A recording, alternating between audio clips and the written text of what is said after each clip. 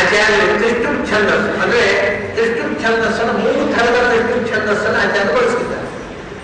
ತ್ರಿಷ್ಟುಪ್ ಛಂದಸ್ಸಿನಲ್ಲಿ ಅಂದ್ರೆ ಇದು ನೋಡಿ, ಒಂದಕ್ಷರ ಕಮ್ಮಿ ಮೊದಲನೇ 24, 24, 21, 21, 21, 20 ಒಂದು ಅಕ್ಷರ ಕಮ್ಮಿ. ಎರಡನೇದಲ್ಲಿ 21, 20, 21, 20 2 ಅಕ್ಷರ ಕಮ್ಮಿ. ಇದಕ್ಕೆ ವೈದಿಕ ಛಂದಸ್ಸಿನಲ್ಲಿ ಇದನ್ನ ಲೌಕಿಕದಲ್ಲಿ ನಾವು ಧರ್ಮವೇ ಅಲ್ಲ, ವೈದಿಕ ಛಂದಸ್ಸಿನಲ್ಲಿ 1 ಅಕ್ಷರ ಕಮ್ಮಿ ಇದ್ರೆ ನಿಸೃತ ಸರ್ವತಃ ಅಂತ ಹೇಳ್ತಾರೆ, 2 ಅಕ್ಷರ ಕಮ್ಮಿ ಇದ್ರೆ ವಿರಾಟ್ ಸರ್ವತಃ ಅಂತ ಹೇಳ್ತಾರೆ. ಹಾಗೆ ವೇದದಲ್ಲಿ ಇರುವ ನಿಶ್ಚಿತ ವಿರಾಟ ಛಂದಸ್ಸುಗಳನ್ನ ಲೌಕಿಕ ಛಂದಸ್ಸಿನಲ್ಲಿ ತಂದು ಎಕ್ಸ್ಪೆರಿಮೆಂಟ್ ಮಾಡಿದ್ದು ಮೊಟ್ಟ ಮೊದಲು ಸಿಗುವುದು ನಮಗೆ ಆಚಾರ.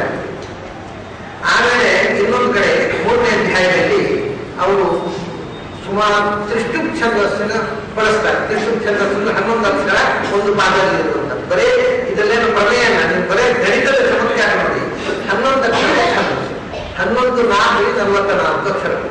ಆದ್ರೆ 3 ಥರದ ತ್ರಿಷ್ಟುಪ್ ಛಂದಸ್ಸನ್ನು ಬಳಸ್ತಾರೆ ಆಚಾರ್ಯರು. ಒಂದು 44 ಅಕ್ಷರ, ಮತ್ತೊಂದು 1 ಅಕ್ಷರ ಅಧಿಕ, ಅದಕ್ಕೆ ಬರೀ ತ್ರಿಷ್ಟುಪ್ ಅಂತ ಹೇಳ್ತಾರೆ, ಇಲ್ಲಿ ಕಮ್ಮಿ ಇದ್ದಾರೆ. ಅದು 45 ಅಕ್ಷರದ ತ್ರಿಷ್ಟುಪ್. ಮತ್ತೆ ಕೆಲವು ಸ್ವರ 2 ಅಕ್ಷರ ಜಾಸ್ತಿ, ಅದಕ್ಕೆ ಸ್ವರ ತ್ರಿಷ್ಟುಪ್ ಅಂತ ಹೇಳ್ತಾರೆ. ಅದಕ್ಕೆ ಅದು 46 ಅಕ್ಷರ. ಹೀಗೆ 44 ಅಕ್ಷರದ ತ್ರಿಷ್ಟುಪು, 45 ಅಕ್ಷರದ ತ್ರಿಷ್ಟುಪು ಮತ್ತು 46 ಅಕ್ಷರದ ತ್ರಿಷ್ಟುಪುಗಳನ್ನು ಬಳಸಿದ್ದಾರೆ ಆ ಒಂದು ಅಧ್ಯಾಯದಲ್ಲಿ. ಅದಕ್ಕೊಂದು ಹಿಂದೆ ಕೊಟ್ಟಿದ್ದಾರೆ ಅಕ್ಷರ. ಆ ಅಧ್ಯಾಯ 44ನೇ ಶ್ಲೋಕ ನೋಡಿ, ಅದು 44 ಅಕ್ಷರ.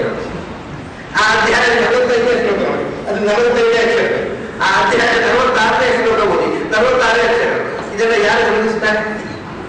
ಇದು ಆಚಾರ್ಯರಿಗೆ ಯಾವ ಕಾರ್ಯವನ್ನು ಮಾಡಿದ್ದು ಇಂಥ ಚಮತ್ಕಾರಗಳನ್ನು, ಅತ್ಯಂತ ವಿಶೇಷವಾದಂತಹ ಚಮತ್ಕಾರಗಳು. ಛಂದಸ್ಸಿನ ಮೇಲೆ ನನಗೆ ಅದನ್ನು ಓದಿದಾಗ ಅನಿಸುವುದು ನಶ್ಯಸ್ಯ ಕಶ್ಚಿತ್ ಸದೃಶೋಪಿ ಹೋಗಿ ವೈಶಾಲ್ಯ ಛಂದಗತೋ ತಥೈವ ಅಂತ ಈ ವಾಯುದೇವರ ಅವತಾರ ಭೂತರಾಗಿರ್ತಕ್ಕಂಥ ಇವರಿಗೆ ಸಾಟಿಯಾಗಿ ಛಂದಸ್ಸಿನಲ್ಲಿ ಚಮತ್ಕಾರ ಮಾಡುವ ಜಗತ್ತನ್ನಿಂದ ವಾಲ್ಮೀಕಿ ಹೇಳಿದ್ದು ಸಾರ್ಥಕ ಆಗಿ ಈ ಗ್ರಂಥದಿಂದ. ನಶ್ಯಸ್ಯ ಕಶ್ಚಿತ್ ಸದೃಶೋಪಿ ಶಾಸ್ತ್ರೇ ವೈಶಾಲ್ಯದೇ ಛಂದಗತವು. ಛಂದಗತವು ಅಂದ್ರೆ ವೇದದ ಅರ್ಥ ಚಿಂತನೆಯಲ್ಲಿ ಒಂದರ್ಥ, ಛಂದಸ್ಸಿನ ನಡೆ ಮಿಕ್ಕ ವೃತ್ತಗಳನ್ನು ಅವರು ಬಳಸಿದ ರೀತಿ ನೀವು ನೋಡಬೇಕು. ಇಲ್ಲೇ ಇದರ ಮುಂಚೆ ರಾಮಚಂದ್ರ ಕಾರಿಗೆ ಬರ್ತಾನೆ. ರಾಮಚಂದ್ರ ಕಾರಿಗೆ ಬಂದು ತಿರುಗಾಡ್ತಾ ಇರ್ತಾನೆ. ರಾಮ ಬಂದು ಸೀತೆಯನ್ನು ಅಪಹಾರ ಮಾಡ್ತಾನೆ.